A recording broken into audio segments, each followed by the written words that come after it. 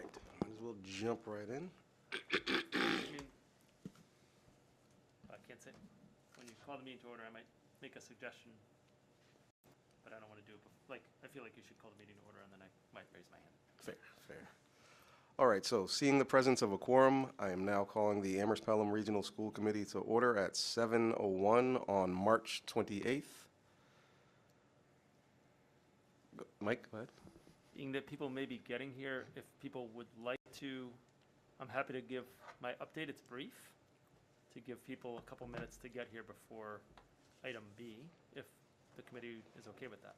A little bit of stall time, we'll take it. Yeah, I mean, you don't have Gene to play the guitar anymore, so. Sorry, maybe an inside. Oh, everyone could see that virtually. So, a couple quick ones. So, started with MCAS testing today in our schools. I just want to thank our IS department. We had incredibly smooth rollout.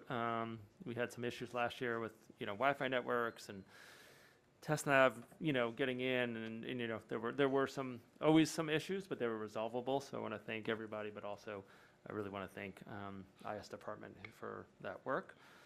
We had a very successful step-up day sequence. We had middle school students who previously attended all the sending elementary schools were able to go. I think I shared some of the photos with different groups, but really important for our sixth graders to have that experience. So thank you to the middle school and those students. Ninth grade step-up day is, I believe, Thursday, if I'm remembering. There's a lot of events this week, but I believe that is correct for our middle school students to have that experience, or families to get connected to the high school. So thank you to Principal Sadiq for that.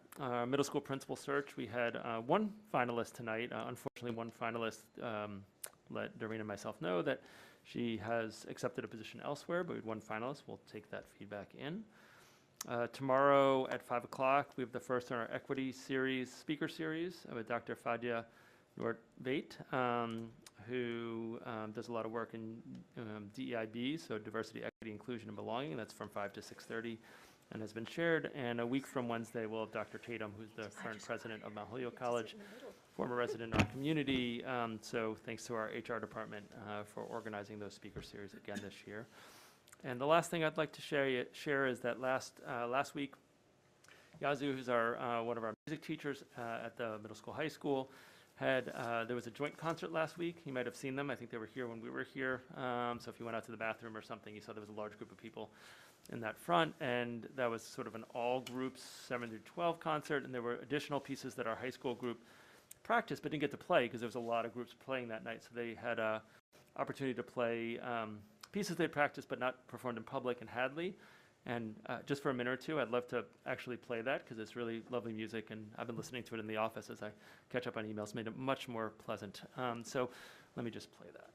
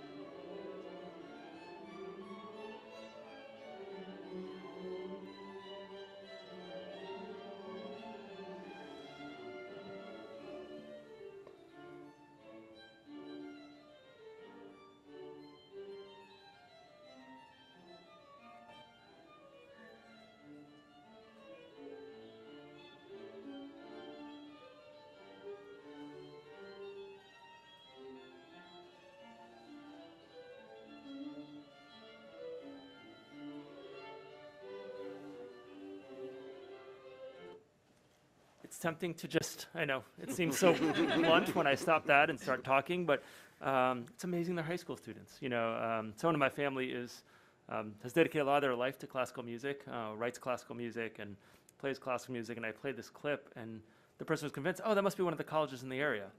So no, those are high school students. Actually, a lot of those students are ninth graders, not a lot, but there are a significant number of the students, ninth graders, there are 10th, 11th through 12th graders students as well. Just absolutely incredible. So congratulations to students and to Yazoo and the whole department for just amazing work. And I love that they're doing in the community, those as well as in the schools too. So I apologize for cutting it off. It's probably the best thing that I'll do tonight is press play, click play. But I thought it was worth sharing that, and I just wanted to celebrate and honor the department for their fantastic work. That is my update for the evening. All right. Any questions or comments for Mike? Peter, go ahead. Yeah, just very briefly, thank you so much for sharing that.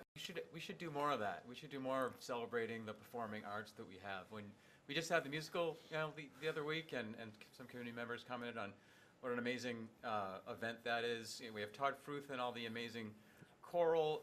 It's just incredible the offerings that we still are able to preserve right now, even with the serious budget situations we have. So I think the more that we can get the word out that, performing arts are just an amazing resource and are thriving at ARHS, the better it is for the community. Everybody will be able to understand and know what the students have as offerings here. Thank you. And just a reminder, microphone close to face. Sorry, it's my nightly Amherst media plug for Alexis and the group. Perfect. Jennifer? So I watched the community forum for the middle school principal this evening, but I missed the very end where I think Ms. Cunningham explained what you just said about the second candidate. So it sounds like is there a plan to add another finalist or not, since one of them had to withdraw? Right, so we don't typically add finalists after the fact, and unfortunately the timing of this one was a little awkward. So we do have a finalist. That doesn't mean the person will definitely get the position. We'll assess whether the feedback as well as my own evaluation of that candidate. I only caught half an hour of it because I was driving to a different event. Luckily the YouTube, you just click on it and you can rewatch it or catch anything you missed. And if the candidate doesn't move forward, then we will take a step back and figure out what we want to do for next year at the middle school. So because it's sole finalists, just because I think this is a confusion point, doesn't mean the person automatically gets a job. It's either the person gets a job or we fail the search. And we'll make that determination, along with community feedback that we've already started receiving. And am I correct in assuming that this search followed our district's standard policy of having a screening committee and then a separate interview committee? Ms. Cunningham, would you mind coming up? I think you might be able to. I know the answer, but I think you'll say it in a better way. Right, so with this search, there were 5 applicants. When I looked at one of the applicants, they did not have any experience as an administrator, and therefore, since they were not an internal candidate, we did not move them forward to the interview process. Because as the job description stated, we were looking for someone with administrative experience. So the other 4 showed that they had some administrative experience, and we did move them forward for an interview. So that's why everyone else was interviewed in the process. And then the rest of the process, having the separate interview committee, was what was followed. Great, thank you. All right. Thanks, Terry. Anyone else? Any other questions, comments, or anything? All right. So the Regional School Committee will now consider entering executive session in accordance with the Open Meeting Law, Mass General Law, Chapter 30A, Section 21A, to conduct collective bargaining sessions and to discuss strategy with respect to collective bargaining or litigation.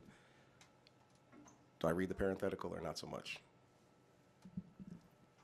All right, I'll go for it. So APEA grievances about specific positions in the bargaining unit and specific staff participation in IEP meetings.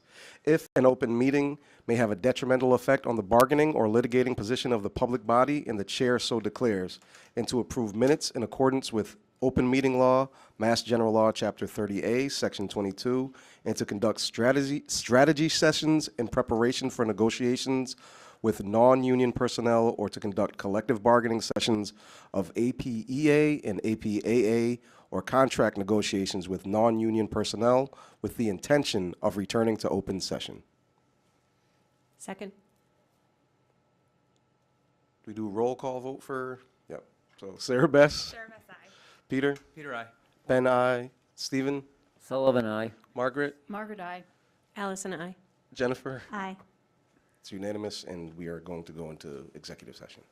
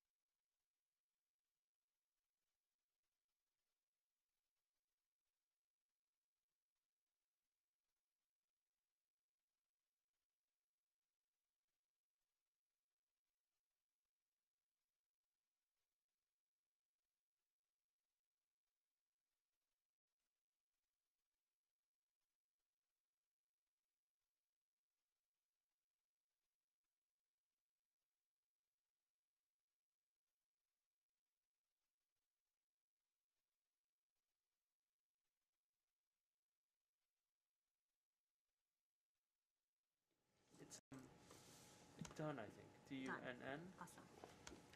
Fairly certain that's right. Oh, no. Double check if that's right.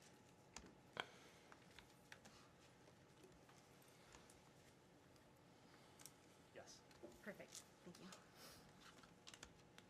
Is it just me or do I not see minutes attached? Oh, do you? Yeah, you got a little while to do All right. updates. Public comment. Go to, You could also sit here if that's easier for you. it's whatever big you like. books, big. Do what? You could also sit here if you like, whatever. Oh, All right. I'm fine here. This is.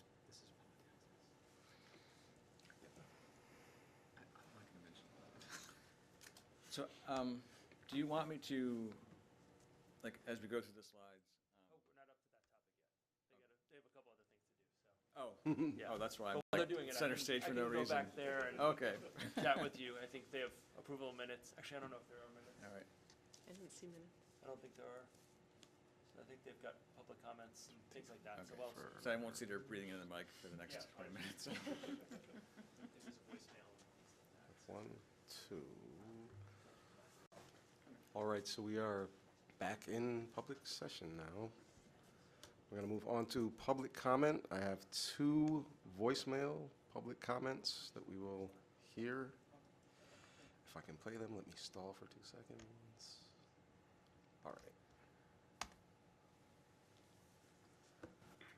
Hello, my name is Claire Coco, and I am a teacher at the middle school. I live in Amherst. I am reading a letter on behalf of some teachers at the middle school. Dear Dr. Morris, Ms. Cunningham, Amherst Regional School Committee, and Amherst Pelham Regional Community. On March 21st, 2023, 2 finalists for the Amherst Regional Middle School principal position were brought forward via email to our school community. We have a strong internal candidate with commensurate and, in some cases, substantially more credentials and licenses who is not in the finalist pool. After several years of administrative turnover, this internal candidate with wide staff support will be an important person to add to the pool of principal finalists for ARMS. Please add the internal candidate as a finalist and include them in the community forum scheduled for Tuesday, March 28th. Sincerely, Robin Clifford, Ashley Dunn, Jennifer Jensen, Patrick Hunter, Irene LaRoche, Emily Morin, Jen Oliver, Heather Sullivan Flynn, Frank Vassier, Claire Coco, and an additional 12 ARMS educators who support but do not wish to record their names. Thank you. All right, and Hello, my name is Alicia Lopez. I am a resident of Amherst and a parent and a teacher at the middle school in Amherst. I am submitting this public comment for the school committee record on behalf of the APEA. On November 2nd, 2022, Dr. Morris shared data in a message for the ARPS community stating that there has been an increase in staff diversity in the Amherst, Pelham, and Amherst districts in recent years. The APEA shares the school committee and district's vision and value of diversity and equity and is excited that numbers of BIPOC staff in the district are reportedly on the rise. However, the APA is questioning the accuracy of some of the statements that have been made by Dr. Morris and Ms. Cunningham regarding these numbers. The APA is interested in finding out the exact breakdown of BIPOC staff hires. In other words, which positions were filled by BIPOC and how many were actually retained in the district. In addition, ARPS employees are discouraged and demoralized and feel a lack of support from district leadership, in particular from human resources. More specifically, ARPS employees are concerned about lack of transparency, favoritism, and retaliation for expressing their opinions. In order to address these concerns and in the spirit of transparency, the APA would like to formally request that the school committee ask for an independent investigation and review of the following. 1, an audit of school years 2020 to 2023 hires and appointed positions from job posting, application review, including review of the prerequisite qualifications and licensing, interview, and appointment. 2, an audit of HR's policies and follow-up on requests for feedback from interviewees and from employees.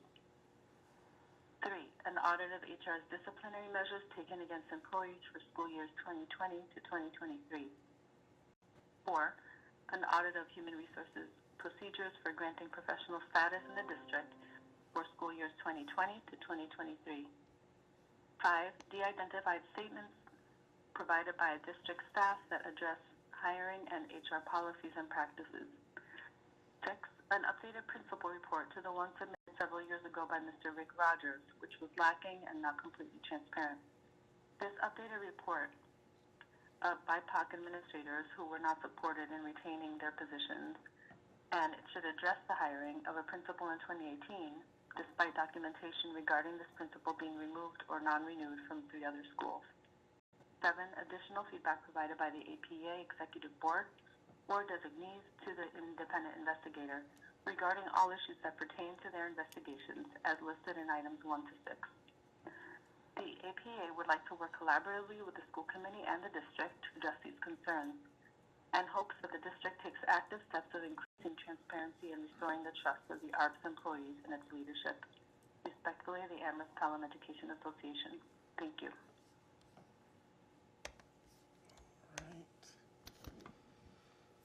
And next, oh, we already did the superintendent's update, chair update. I do not have an update, so we are on to school committee announcements.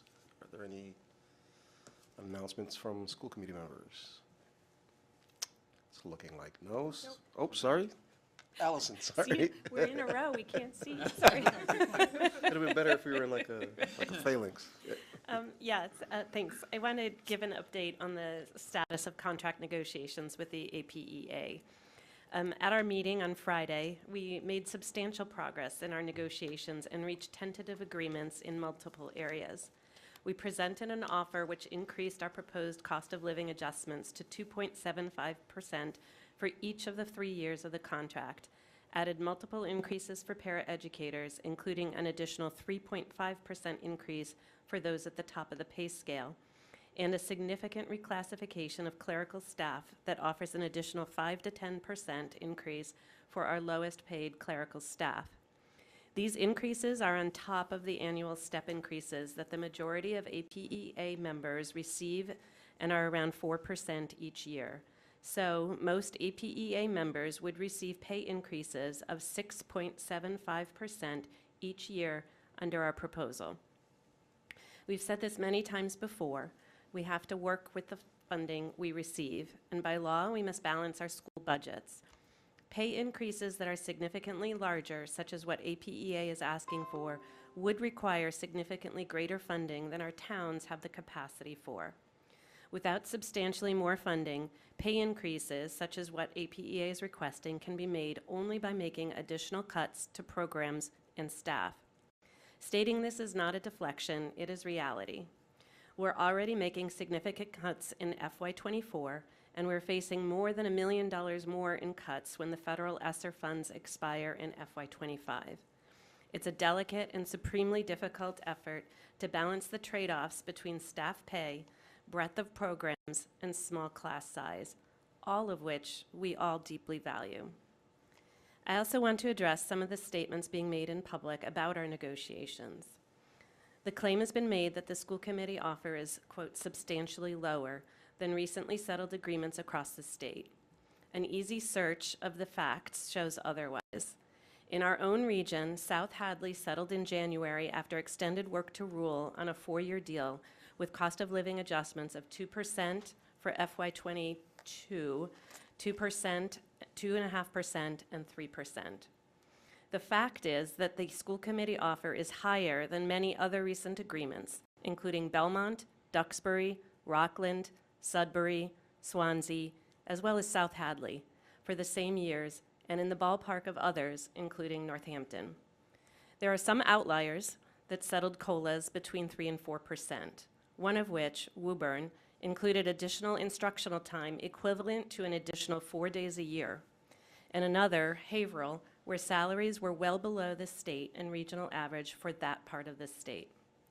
The fact is that our districts already offer compensation packages that are among the strongest in our area and that will remain competitive under our proposal.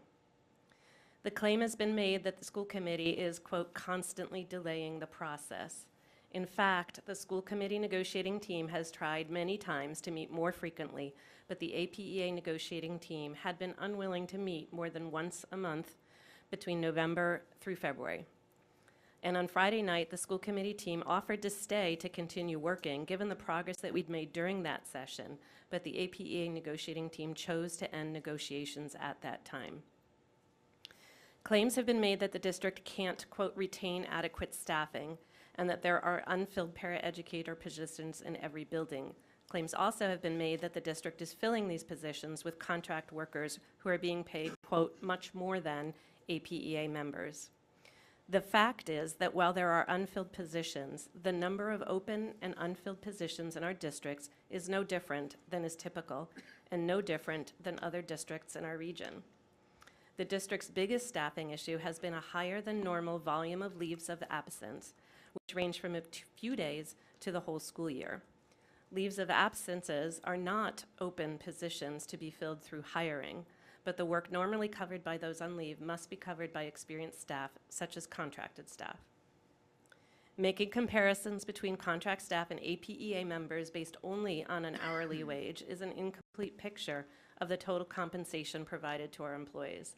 Benefits like health and life insurance, for which the district covers 75% or more of the cost, or pension costs are a considerable value and can add between $3.50 an hour to $19.25 an hour. Further, the statement that the school committee refused to meet on the same floor as the APEA team is flat out false.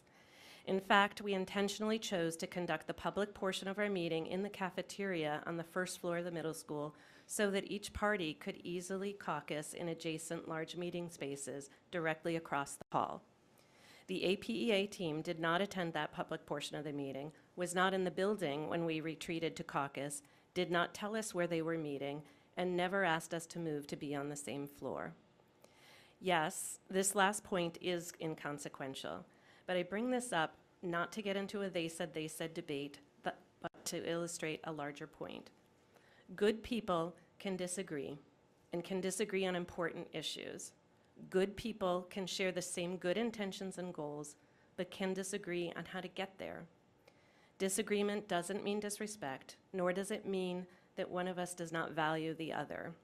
By all means, disagree with us loudly and passionately. Rally and tell us you need more. Debate the issues. But relying on misleading, false, and fabricated claims and inference to support one's perspective is not okay. Thank you. Thank you.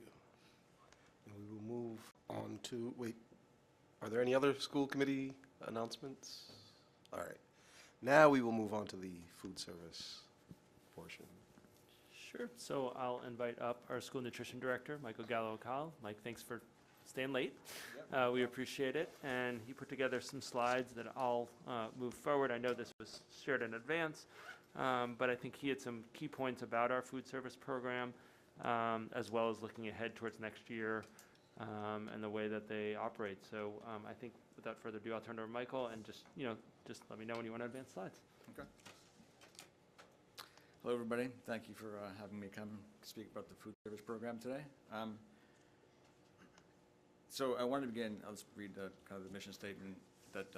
So Michael, I think you're going to have that mic closer to you. Okay. That one is particularly not sensitive. If that's uncomfortable, you can come up here, and this one's a little better. No, I'll...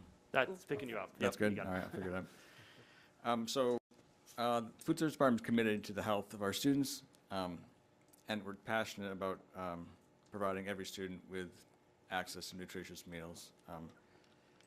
And I wanted to express my appreciation for the dedication of the food service staff these past few years. It's been very challenging. And their first priority has always been to make sure that their kids are fed.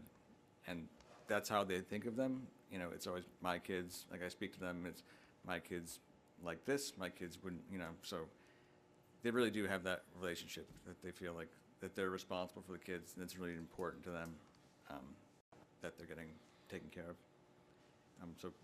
Next slide. Yeah, and if I could just say on top of that, I mean, as someone who visited food sites at the beginning of the pandemic and saw that in action, I think that was certainly a moment where we saw people truly on the front line of that, both in their workplace but also out in the community, and I think that continues. So I just want to, I know we talked about that a lot in terms of the number of meals, but if you think of March 17th, 2020, that's when our foods, 13th we closed down, Saturday, Sunday, Monday, Tuesday, food was going out in the community. So I can't say that enough because, I think the world was in a very different place then than it is now, but certainly for our families who were relying on that for food, it made a huge impact. So I just want to, Thanks. I don't know if I said that as much publicly as I should have at that time. Really a group effort, not just food service, but Yeah. Administration helping and teachers volunteering to help hand out meals. So it really was like the community coming together, to help take care of the students, which was great. So for this year, we have, once again, at the Universal Free Meal Program. It's funded by the state. Hooray. It's in the budget for next year, so hopefully it's going to be, I think right now it's state funded again for next year. We'll be able to offer free meals. So that means that every student can receive one free meal for each meal period for the day. We're back to operating under the normal National School Lunch Policy guidelines, which means that there are no more grab-and-go, to-go meals as options when school's not in session, unfortunately. And so far this school year, we've served over 230,000 free meals to students, over 70,000 breakfasts, and 160,000 lunches, which is a pretty big number. If you want to advance that. Yeah, I'll just say as someone who also participates in a fair number, they're not free, but meals for staff as well. I'm not the only staff member who goes and hangs out with Diane. I see Mr. Harrington there frequently. We try to make it before the 7th and 8th grade lunches come in just because of the lines and everything like that. So, but there is a real service for staff for pretty affordable and nutritious meals that I'm not, I say it in jest, but it's quite seriously. For a lot of people to get lunch for $3.25 or whatever it is, makes a real difference for staff as well to have it on site. So I didn't count those meals in my big numbers. So I did a comparison of the 2019-20 school year and the current school year, just because that was the last time that we were offering free meals. So participation rates are up by a lot. Breakfast is up by over 9%, and lunch is up over 12%. The biggest jump that we have is elementary school breakfast. It's more than doubled. That's kids eating in the classrooms. So, before the pandemic, we were piloting a breakfast in the classroom program. I know that breakfasts are free, so that's affecting participation, but I think it also shows that breakfast in the classroom is really effective at helping kids get the meals in the morning that they need.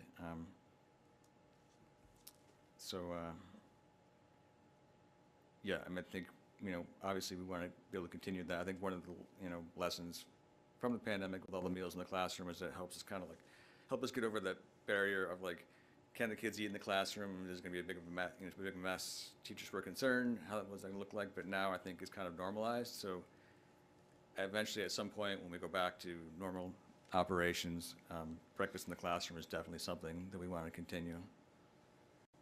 The region breakfast counts went down a little bit, and I think that's probably attributable to the later start time. I think kids are getting in later.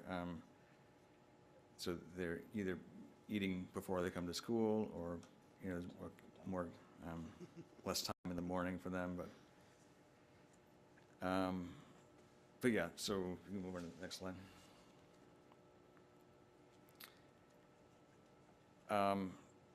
So I just want to talk about how participation kind of funds the program. I'm not sure how aware you guys are of all this information. I'm sure you know parts of it, but So each meal that's taken, each reimbursable meal that's taken, we receive funds from the USDA. So increasing participation means increasing the funds that we're taking in, but we receive entitlement funds each year based on the number of meals that are served from the previous year. So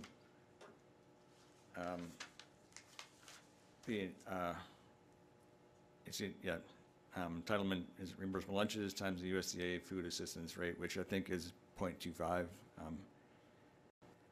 So those entitlement funds we can spend on 3 different programs. There's the brown box program, which are commodities, so ground beef, chicken, beans, cheese, canned frozen vegetables, those kind of commodities. There's the favors program, which is fresh fruits and vegetables. So we've been gradually increasing the percentage that we're of our entitlement funds we're directing towards favors program. I think now we're almost up to 50% of our funds. Some of the fruits and vegetables that are available through that program are from local suppliers. And I think this year it's our favors entitlement spending is about $45,000.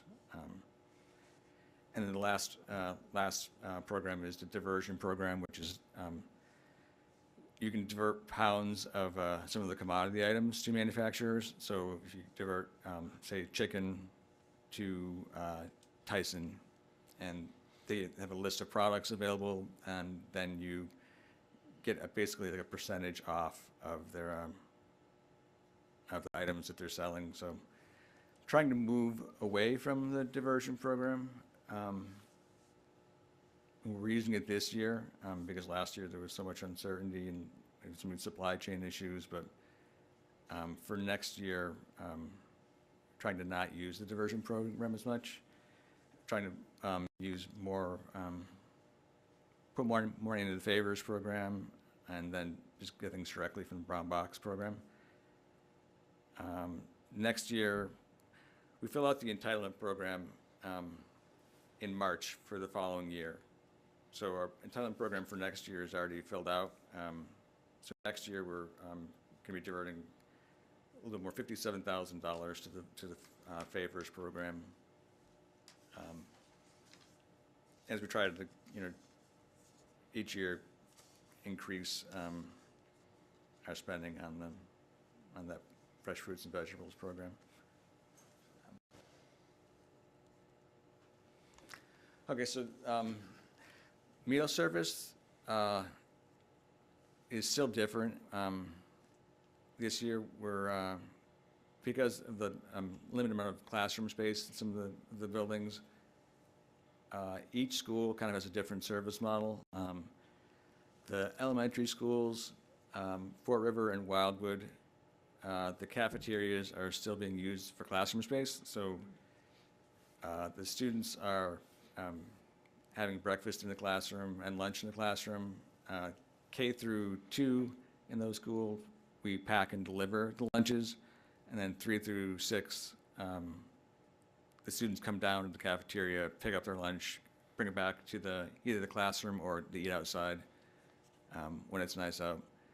Crocker Farm has their cafeteria available, but we're still packing lunches for pre-K, kindergarten, and 6th grade. And middle school to high school, both are eating their meals in the cafeterias again. Pelham still has their meals delivered from the middle school, and they're either eating in the classroom or they're eating outside.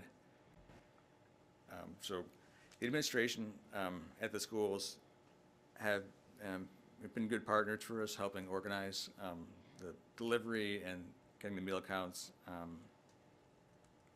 Those have been all like additional steps that the kitchen staff has to go through. So they're getting classroom counts each day. They're packing roughly about half of their meals for lunchtime. So unfortunately, that takes away some of their meal prep time that they have. So, they have a limited amount of time between when they get there until when meal service starts. They're all engaged in either serving or someone's running the register. So they've got like a condensed amount of time in the morning to like work on their meal prep, and now we're using part of that for packing the meal. So hopefully, I know that there's still a crunch, and that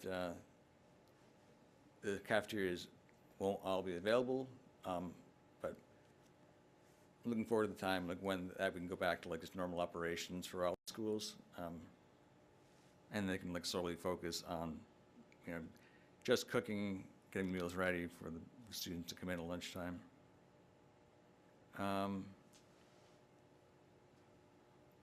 Yep.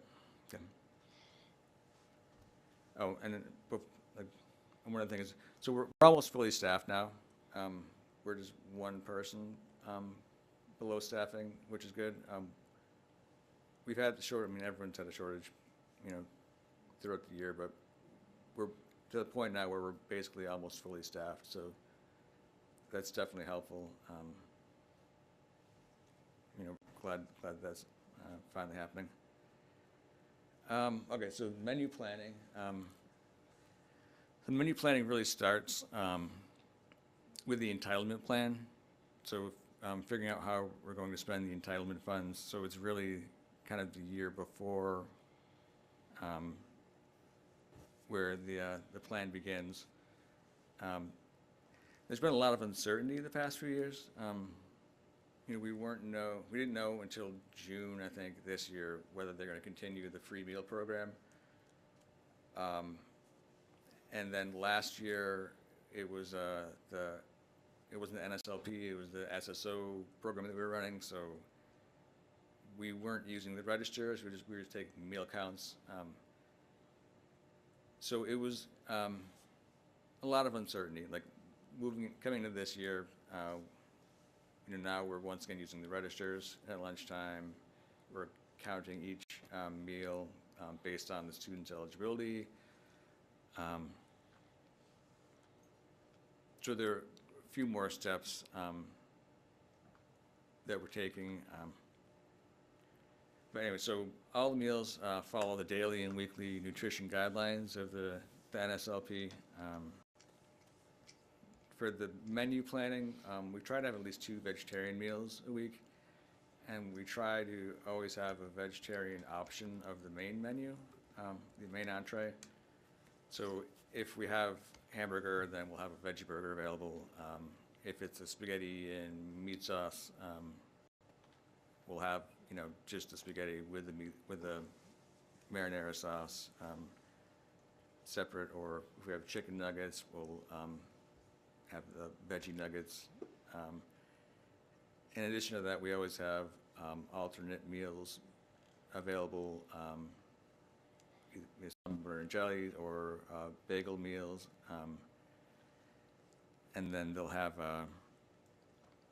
jelly sandwiches at elementary schools. The middle school and the high school have a few more options available. They have salads or wraps, and high school always has, they have a hummus plate, they have a couple different salads, they have burgers or veggie burgers, and then they have the regular entree. So the way that we determine what's going to be on the menu is, I'll talk with the kitchen managers and get feedback from them about what meals, like how meals were received. Now that we have some kids coming back into the lunchrooms, they can talk to the kids, they can see like what they're taking. So we use that information. If we try out different things, they'll tell me like that didn't go over well. So maybe we'll try it like one more time. If it didn't go again, we'll switch it out to something else. we receive emails or calls from parents occasionally with either suggestions or if they have a concern about something. And if it's something that's easy, we'll try to be as flexible as we can. Let me see. So yeah, it's really the participation and the student feedback, and then also now another concern or consideration that we have is we have to consider the packing of the meals for transport. So, some things just don't work quite as well. Soups, things that like either the kids are like carrying on their tray back to the classroom or stuff that we're packing into the totes and they're bringing to the classrooms. So how it fits into the containers that we have and do things like mixed together. So more than ever before now, that's also a consideration as like what we're menuing and like which things, seem to work well, that we can use the, packaging that we're using, that it works for that. So yeah, those are right now the things that are really informing what's on the menu.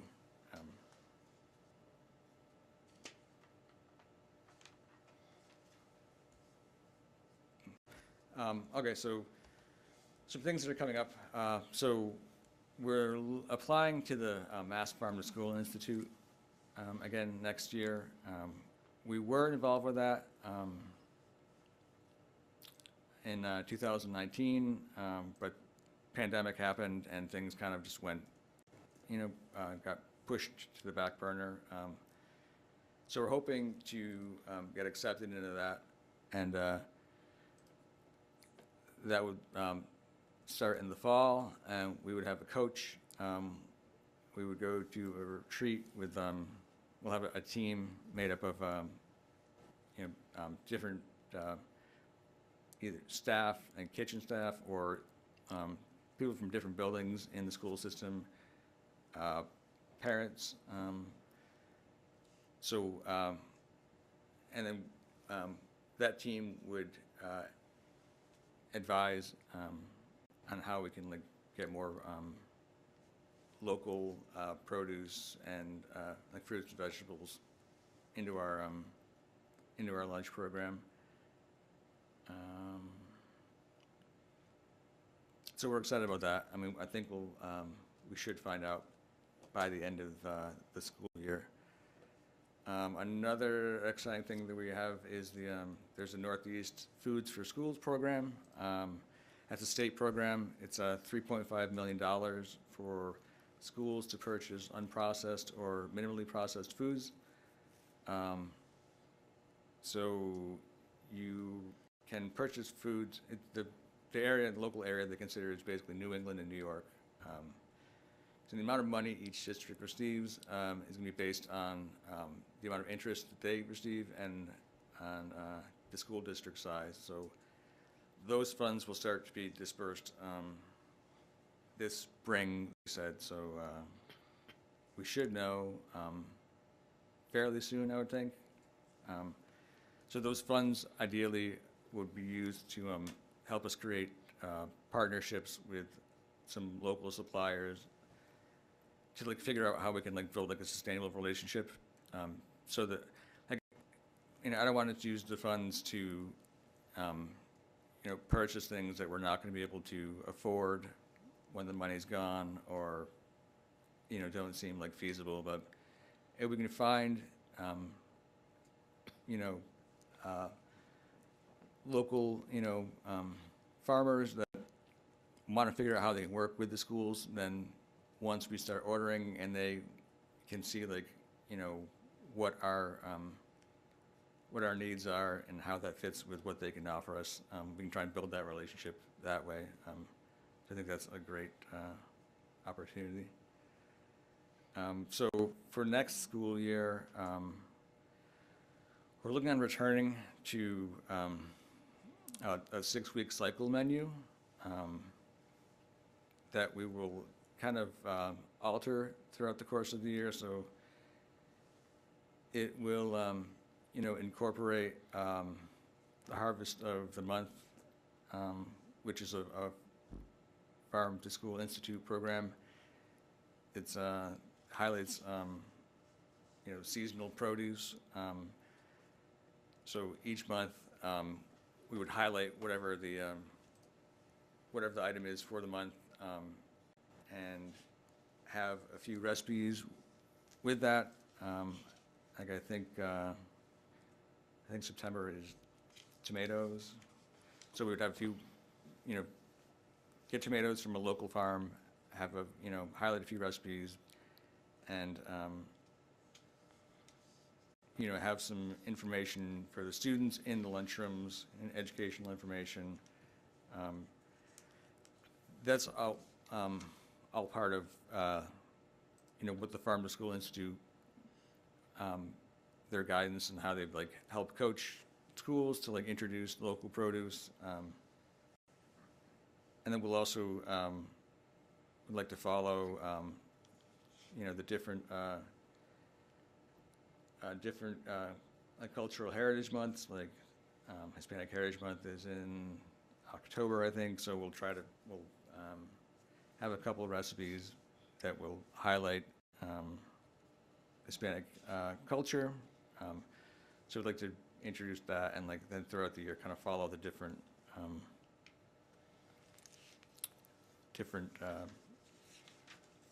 months. So yeah, sorry, that was a lot. So if you guys have questions, I meant to stop in between slides and ask if you had questions, but I just kept going. Sorry. So Fair. Are there any questions from the committee? Thank you for all you've done during the pandemic and up to this point. I'm curious, I worked in the school kitchen for 4 years, 10 years ago now. And at that point, we could not accept any of the school garden fruits and vegetables into the kitchen. I'm just curious if that has changed at all at this point. yeah, so I've talked with the health inspector about that, and we do use some of the school garden produce, and we we'll do a harvest soup when they have their fall harvest, and if they have herbs, we'll try incorporate those into the meals. I think it was that they need to have a soil sample, a tested soil sample, but but we are able to use the school garden. That was a struggle, because the kindergarten and the first grade had a garden in Shutesbury, and the rule was that they could make it and eat it in their own classroom, but it couldn't come in to the kitchen. And my other question is, do you think there'll ever be any more of the guest chefs? I think his name was Chef Rob.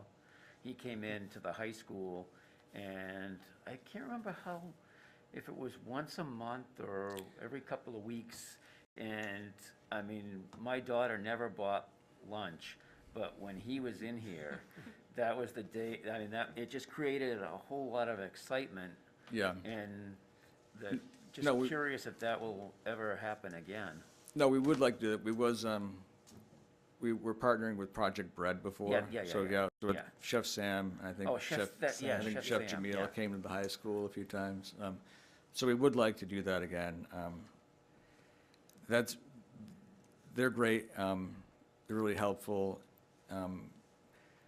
because they would come in and try it. They prepare a new recipe, right? So then we would take that and we sample it in the lunchroom. Because the hardest thing is when we're trying new recipes, especially with younger kids, if they don't know what it is or haven't tried it before, then getting them to try it when it's their lunch, is difficult. When it's a sample for them to try, everyone loves free samples, kids included. So they definitely go for that. But yeah, we really need to kind of sample a lot of good things. So we haven't really been able to do so much of that in the past couple of years. And this year, even with all the kids not eating kids eating lunch in the classrooms at elementary school, it makes it a little bit harder for us to sample new things for them. So that's something we kind of need to figure out, I guess. But yeah, I'd definitely like to get the visiting chefs from Project Bread to come back. So I'm going to check in with them. I second the appreciation of Chef Sam. Having worked at Wildwood, the only issue I have with that is my child has an addiction to kale chips now for some reason. Yeah, that's not a bad thing. No. Not at all. Chef Sam is great. Yes, absolutely. Yeah, I'm so bummed you didn't bring samples tonight. Yeah, sorry. No, so thank you for all your work. I'm super excited about the Universal Free Meals program, and I was very, very happy to see the governor's early support of that. So I'm, fingers crossed that it's in the budget this year and next year. So I've heard anecdotally from just a few staff about what a dramatic impact they've seen it have on certain kids, particularly breakfast at the elementary level. I mean, we saw that the participation rates in Amherst more than double. So I'm just wondering if you've heard from staff or from families over the course of the last year or so about what impact that has, because I feel like describing the need for that, and the kind of the urgency to make that permanent is really made real with those human stories, right? Those really impactful experiences. I don't know if you've heard any. Yeah, no, I've definitely heard. I mean, particularly from the lunchroom staff, the number of kids that are taking the meals, and it's kind of normalized coming into the lunchroom and getting a breakfast and getting a lunch. There's no longer any sort of stigma, with the school lunch. So, it's really been eye-opening seeing the change, and having so many new kids coming in to get the meals. It's been and we're serving, our student population is down over the past few years, but we're serving more meals than we were before. So I think it's just, shows how necessary the universal free meals are. It's been, now 3 years where lunch and breakfast have been free. And I think to go back to having to pay for those, I think it's just not in the budget for a lot of families now. I think they would be an unexpected expense, which, I mean, school meals shouldn't, have to be putting a crimp in people's budgets. I think the universal free meals is, it's something, it's not, I mean, it's a lot of money overall, but it's not a lot of money, considering, the benefits that we're receiving from it, the number of kids, that are being fed. I think in Massachusetts, it was 1 million more lunches maybe last year that were taken in school. So it's just had an enormous impact. And I think to go back from that, I think, would be a shame. I think they would do real harm to a lot of families. So hopefully that's going to continue in the future. Thank you. Yeah. Allison. Thank you. I was also thinking, I was remembering your presentation a few years ago with samples. I think it was you, right? Yeah. So it's darn, no samples. But I did bring pepperoni pizza for I what it's know. worth. I just want to note that it didn't come from Michael. If it came from Michael, it'd be better, It's but. not the Alright. same as the smoothies, making a and I note. think it was kale chips that you brought. I Or- remember the smoothies, but I will also second or plus one the many comments about the gratitude for all the work that you and your team did throughout the pandemic and continue to do, and the creative ideas, and not just in terms of the food, but also the funding and sort of leveraging available funding to be able to provide these great meals for our students. So thank you. I had a question. I have two questions. One is you mentioned using registers, cash registers, Yeah. and so it's probably the hour, but I'm confused. Like, what are we using them for if they're free? If the meals are free, and what is different? And then my other question was, and I don't know if you could answer it, but and maybe it's a future agenda topic, is the potential for federal funds coming or being reinstated for school meals in the future. So, Yeah. So the registers are being used now because we're recording the meals by student eligibility, because the way that it's being reimbursed through the state. So the USDA is paying the funds in the way that they normally would, so reimbursing different percentages based on eligibility, and then the state is paying the difference. So we need to record each meal and then notify the state, like, okay, we did this many meals for free eligible and reduced. And as far as the possibility of federal funding, yeah, I don't know. I mean, hopefully. I'm surprised. I thought that it would be a thing that was pretty simple, kind of a no-brainer once we start. Once we funded it initially, I kind of felt like, great, how do you go back from like funding free meals for kids and when you see the benefits? But, it hasn't happened yet, so. Mike? Yeah, and I think the other piece, which I think I emailed the committee, is about CEP. So there are schools that the current rule, and I think I'm right, it's right, but Michael, you'll correct me if I'm wrong, or Doug, you have to be 40% income eligible to be part of a CEP program. So we studied this. Steve was here. Sorry, I always just know Steve was here. So we studied this a long time ago because we looked at someone from Greenfield actually came in because Greenfield participates. They have a higher poverty rate than we do, and it's a different way to have meals be free for everyone. So you have to meet a certain threshold. It's not as clean as our current system, but there's a bill that would reduce the threshold from 40% to 25%.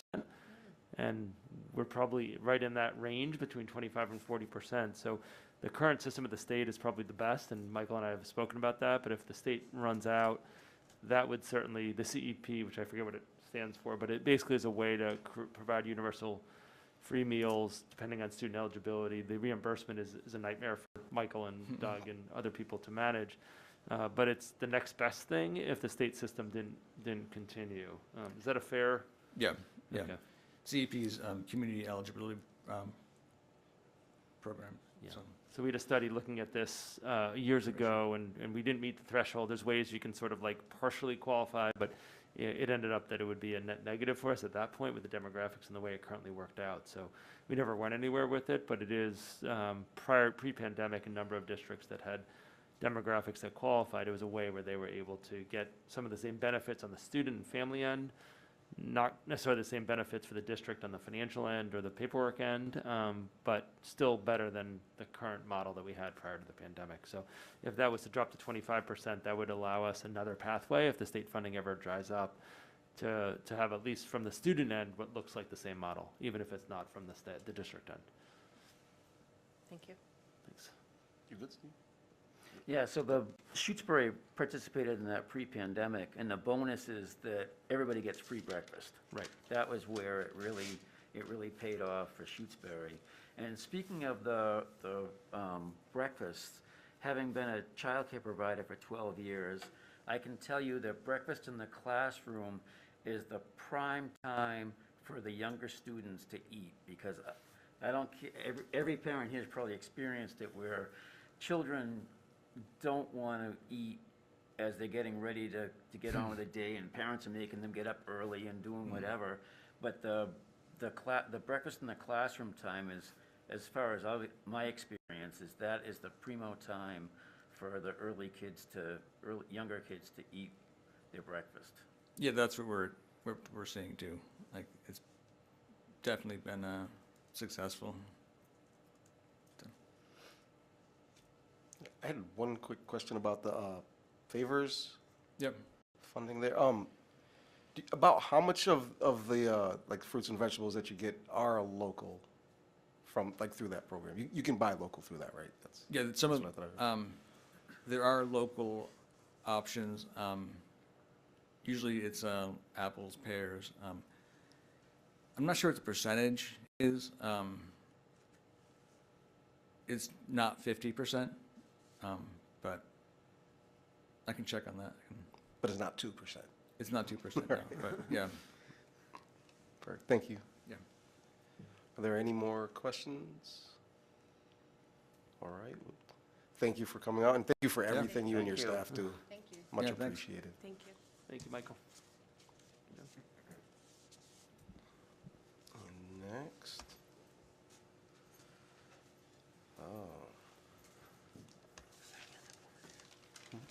Oh, Mike?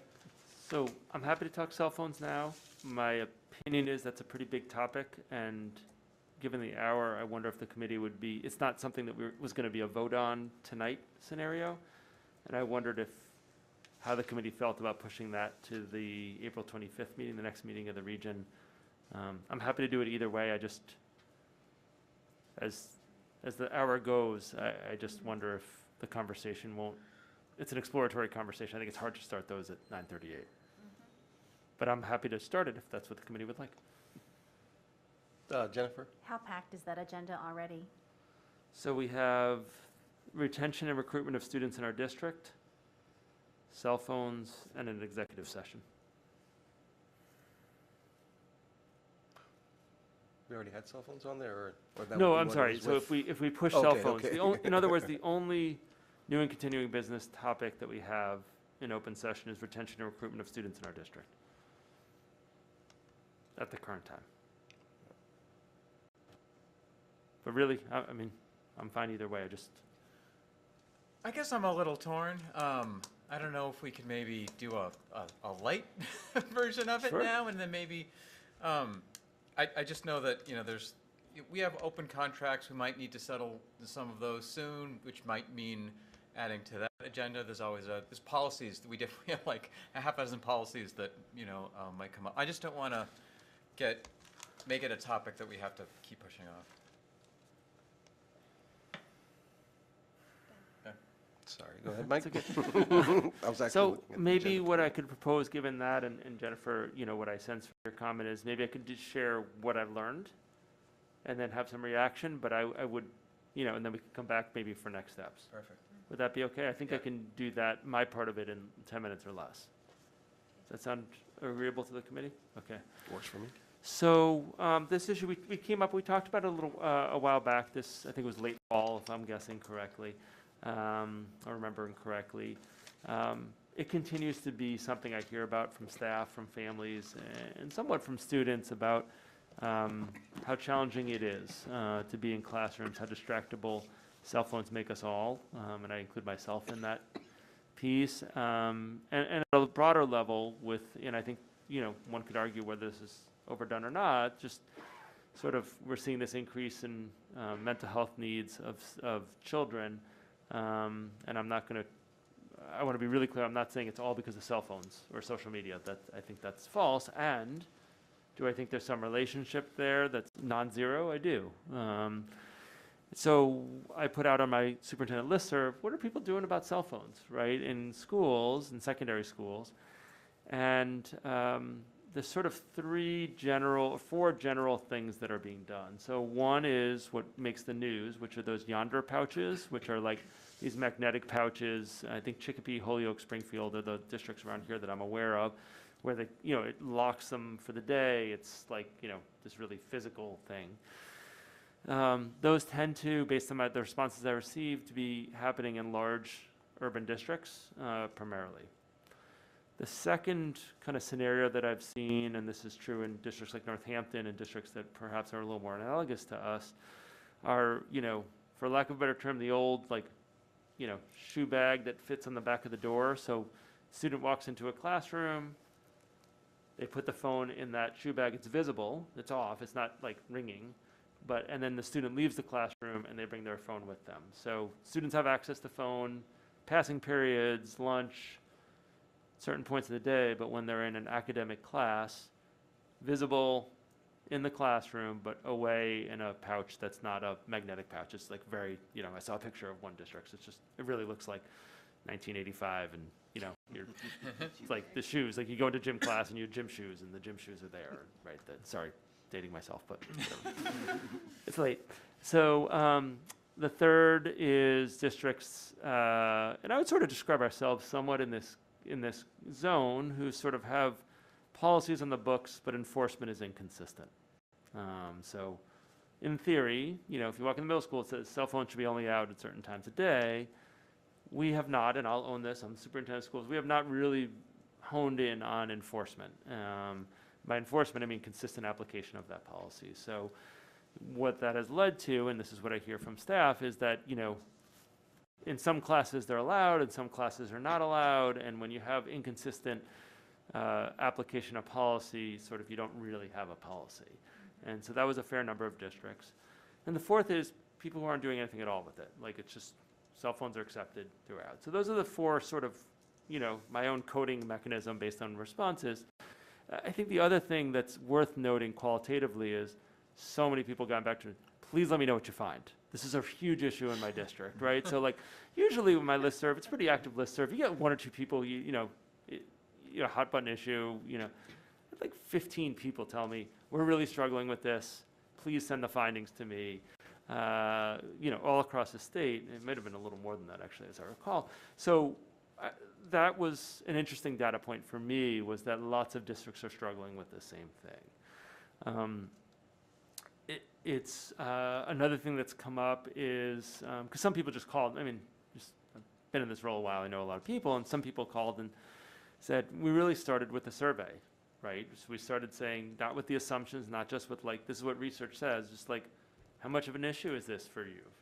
So surveying teachers, surveying students, surveying families, to try to get a sense of what are people's experiences. Districts that have done like option number 2, like the old school shoe bag, I know a fair number of people, and they said, sort of after a little bit of hullabaloo on the front end, they haven't found many issues. Like, there aren't students saying, I can't make it through class. It's a readjustment. So you just have to live through that adjustment period. But a year in, 2 years in, some places 5 years in, they're not seeing this as like this happened and it's in the past and this is how we do it, and the students do it, and there's not, sort of issues with response to the policy. So that was an interesting data point. I think it also really mattered that staff are engaged in it, because at the end of the day, it's staff who are going to be implementing it or not. And if, one thing I heard is if staff aren't on board, there's going to be a slide. And once, if Mike's the teacher who slides, and then they go to Steve's class, and Steve tries to do, well, no, this is the policy, what you have to do. And the students say, no, it's just in Mike's class.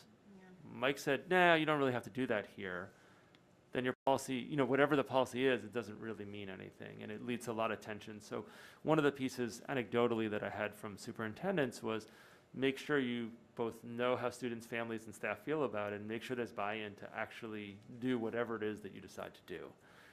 Because you could have, again, whatever policy is on the books, and then it really has to matter that people see why you're doing it, and that you have data, particularly, and not to disregard the families and the student, but particularly on the staff end, that they're aligned in their approach. So I thought that was really helpful feedback. So for me, I think the staff who are talking to me are right. I think this is a problem, in our schools. I think it's something that is affecting our students. I put a couple, article or two, or article on a website on board docs around it. But I don't think it's something that we should make like a quick decision about without engaging lots of stakeholders, understanding what the issues are, even towards, the application of the policy we currently have, if we want to change it. So that's sort of what I've learned. So it's been really helpful, but we're not alone, as I said. Lots of people struggling with this. I think a quick reactive response is not in the best interest of actually doing something that'll matter for kids, for our students over time. But it is something I don't want to leave on the back burner, because I do honestly believe it does affect the mental health and the academic performance of our kids. And I find myself, not that anyone needs to know about me, but like, I'm not a teenager, and I find myself like, if you lose your phone for like half an hour, like I lose my phone for half an hour, it's like, first 10 minutes I'm cool, and then I'm like, I wonder if I have texts, I wonder if someone needs it, right? And that's somewhat the world we live in, and it's probably not a very healthy world, right? And so I think of myself having the mind of a 16-year-old, or my 16-year-old self, or my 14-year-old self. It'd be really hard to engage with curriculum. I did hear from districts that have made a change and taken more assertive stance against having cell phones in class, that students report that student engagement is up, that they're more engaged in the learning, that it's not just about, sort of like being on Facebook or Instagram or whatever, that they're actually, the curriculum is more relevant to them because they're not as distracted. And I can identify with that. Even administrative meetings, sometimes we're like, okay, we need to put these things away, and everyone knows, they can call Sasha if there's an emergency and we need to focus here. And so I can only imagine that's what the adult, mind, let alone for distractibility, we all would have had if we were younger. So that's sort of my summary. I think that was about 10 minutes of sort of what I think, where I am, what I've learned. Maybe at a future meeting, we'll certainly see what comments are today. And I do think having a group, because I don't think this is just purely an administrative issue. I actually would welcome, but some superintendents might not, but I would welcome school committee participation as well as public participation, and whether it's a task force or a group, because I do think there's different stakeholder groups, and they're all going to be affected if we do something different. And I'd rather have those voices in the front end instead of only at the back end. So that's my 2 cents. Peter, and then Peter. I know it's late, and I know this is like the brief first version, so I'll save most of my comments. But thank you very much for bringing this back. I really like the suggestion that we shouldn't just immediately act. Even though I'll admit there's a part of my persona that feels the urgency too. I get the argument and agree with that this should be a process of survey and engagement. That being said, I think we should, think about, what is the earliest kind of timeline that we could implement something like this. Like for me personally, I think the fall is not out of the question, so I don't think this needs to be like a multi-year thing. And I'm glad we can bring this back this spring, because it gives us a chance to sort of ponder some of these themes and issues. And one of them for me is, I feel like whatever we do, it has to be very intentionally not punitive. Like, this is not about kids are doing bad things, we need to impose consequences on that. And for me, the point really drives home when you think about that moment of distraction, right? Where you have the cell phone, which is the social media feed or whatever, and the adolescent mind. And it's such not a fair fight, and it's such an intentionally exploited moment. I said I was going to go on, so I'll pause there. But I just feel the urgency, particularly with what's going on with, and I don't mean to sound alarmist, but with AI and technology evolving at the pace that it is, we think of cell phones as very distracting and hard to put down. It's going to get a lot worse fairly soon. Because that kind of software and technology is what injects the social media stream, picks the next thing that's there, and it's specifically designed to gain your attention, and it's specifically targeted at adolescents. A lot of this stuff is. And so I feel like at schools we have to be the vanguard of leading this. And that doesn't mean, like you said, imposing an immediate draconian thing. It's about working with students and working with parents. Whether that's just in the smaller solution of let's make the academic classroom cell phone free, or the whole day. The suggestion in this, the links you sent us was put it in your locker, which has the appeal of just giving you that mental extended space of where else in life are you going to find that mental break, right, from the constant demand on your attention. So I really appreciate it. I would love to get students involved in that kind of a group, task force, whatever you call it as well. So thank you for bringing this to us. Right, Margaret, and then Allison, and then Jennifer. I just wanted to say thank you for reaching out to other superintendents in the state. not surprising that we're not alone. And also for your summary, your sort of general summary about things. And two concerns I have. One is I think it's critical to involve the teachers because they're the ones, the students are being impacted, but so are the teachers. And if we're going to have a policy, which presumably we will if we go through this, it really has to be consistent. The teachers do not need to bear the responsibility of saying that this is the policy. It really has to be consistently followed. So, yeah. Thank you. Allison? I have two thoughts, and I know that we're not discussing, so I'm not going to go into sort of my perspective, but you mentioned actually that we already have a policy, not that, so I'm really curious about what that policy is and that we're not enforcing. And then my other one is, I think it's like we need to spend some time actually defining what the problem is, because we're talking about cell phones in particular, and yet when I hear Peter talk about it, it's not actually cell phones, it's what we're doing on the cell phones. And if we solve, knowing just my own kids, you solve one problem, it just sort of creeps like water into, finds a way to flow downhill, right? Like they have their device, they have their laptops or Chromebooks all day in school. Students have Apple Watches, so even if their phone is over there, they might still be able to get into things. So I think it's not defining the problem it's a cell phone problem. It's a bigger thing because I can't imagine that sort of putting cell phones away is going to solve the problem that we're trying to solve, because what we're talking about is distractions. We're talking about sort of mental health impacts, and you can get those on, you can access your friends and sort of all of those things on any device, not just a cell phone. So I just would encourage us to expand it, but I'm really curious what our current policy is. Mike? Yeah, I'll send, it's in our handbooks at the middle school, high school. I'll send it over tomorrow. And Jennifer? So I wasn't able to be here the last time this committee talked about this topic, but I watched the video.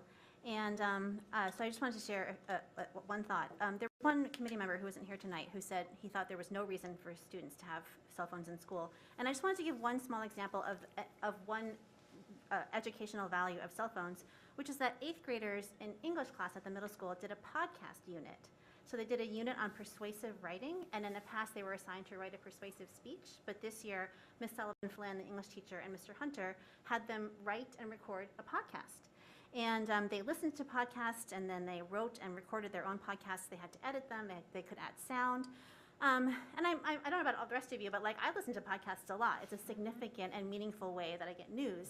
And it's also like being a podcast producer or a podcast host is like a legitimate job that our students, or the people have now, and that our students may have in the future. So, and I'm not saying like everyone should have phones so they can listen to podcasts. And in fact, actually, I talked to Ms. SF, and she said that they designed this the project so that students could use their Chromebooks, because not everyone has a phone, and that would be unfair.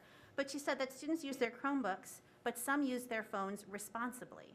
So I think we should just acknowledge that mobile devices are part of our everyday lives, and they do have educational value. And I'm not in favor, and I know we're not deciding, I'm not in favor of pouches, but if we have a current policy, we should think about consistently enforcing it before making any other change. And I think that in that meeting from January, Principal Sadiq happened to be there on another topic, and he said it was a concern but not a major problem at the high school. But if you're hearing from teachers who say it is a problem, like I definitely agree with everyone that we should have input from educators and principals and before we make any decisions. But that's what I wanted to say. Any other comments? Fair. So we can. Actually, just Allison, go ahead. I just want to plus one what Jennifer said about, I mean, that sort of builds on my comment about sort of it's define the problem, because it might not be the device, it might be bigger than that, because I do know that's a wonderful story, and I know other anecdotes that show responsible use and productive educational use of devices and tools in the classroom. So Go ahead. Yeah, and I think that's a good point that we have to broaden the approach. I mean, so I like that, and I think just in fairness to the places that do have other systems, I mean, the yonder pouches, I didn't talk to anyone, so I can't speak to that. But in terms of the other options that are, consistently enforced, teachers and everyone I spoke to have the option of, like, in the situation you describe, of saying, oh no, we're going to use the phones today. The default setting is we don't, right? And I'm not advocating for this, but just to be fair, that teachers in those districts are using phones at times as part of the curriculum when appropriate. It's not that they have to go in and no one can ever do it, but the difference is if the teacher's not saying, yeah, we're using it for education use today, then it's not in their pockets, right? So I think that's just a distinction I want to cut, that it's, teachers would still have discretion if it's being used for educational purposes, but less so, but not really if it's not. So I think, but I appreciate that's a really tangible example of why there's lots of complexity to this issue. Yeah. For instance, the posters on the walls in this school here that have QR codes, you Yeah. kinda can't use those without a phone. Yeah. As far as I know, maybe you can. But. All right, so is anything else on that topic? All right, so we'll move right ahead to future agenda planning. Do we have that up? Cell phones, retention and recruitment of students in our district are the two new and continuing business, and then likely an executive session. Yep, Margaret? I just wondered, are we doing an evaluation this year? I think we have to. I don't know. I know there was some talk about maybe doing it every couple of years or something, and maybe I missed something, but I just wondered if, We were supposed to have something on the agenda. Oh, go ahead.